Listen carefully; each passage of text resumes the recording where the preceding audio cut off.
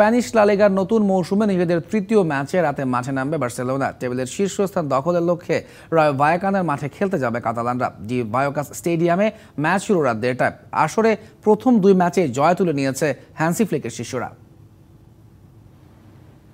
নতুন মৌসুমের শুরুটা দুর্দান্ত করেছে বার্সেলোনা। গেল মৌসুম শেষে ক্লাব ছেড়েছেন কোচ জাভি। নতুন বস হ্যান্সি ফ্লিকের অধীনে টানা 2 লিগ ম্যাচেই জয় তুলে নিয়েছে কাতালানরা। লিগ ওপেনারে ভ্যালেন্সিয়াকে 2-1 গোলে হারানোর পর লেভানডোস্কি ইয়ামালের গোলে একই স্কোর লাইনে জয় পেয়েছে অ্যাথলেটিক ক্লাবের বিপক্ষেও। নতুন মৌসুমের শুরু থেকেই নিজেকে মেলে ধরেছেন কাতালানদের পোলিশ ফরওয়ার্ড রবার্ট লেভানডোস্কি। প্রথম 2 ম্যাচেই করেছেন 3 গোল। গেল মৌসুমের ফর্মটা ধরে রেখেছেন তরুণ উইঙ্গার লামিনে ইয়ামাল। অ্যাথলেটিকের বিপক্ষে জয়ে প্রথম গোলটাও এসেছে তার পা থেকেই, যা কিছুটা হলেও নির্ভর রাখছে হ্যান্সি ফ্লিককে।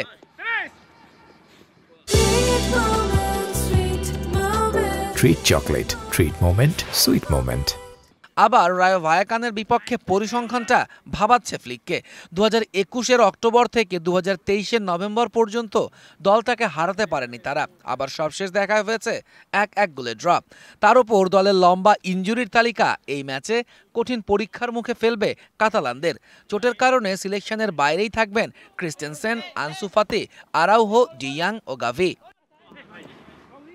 এদিকে এই ট্রান্সফার উইন্ডোতে দানি ওলমোকে দলে ফেরালেও বার্সার প্রস্তাবে সাড়া দেননি অ্যাথলেটিক ক্লাবের ইয়াংস্টার নিকো উইলিয়ামস। গেল মৌসুমে ম্যান সিটি থেকে লোনে বার্সায় যোগ দিয়েছিলেন রাইট ব্যাক ওয়াও ক্যান্সেলো। তাই মৌসুম শেষেই ফিরেছেন নিজ ক্লাবে। এই বছরও তাকে ধারে দলে ফেরাতে শেষ সময়ে তোড়জোড় শুরু করেছে কাতালানরা।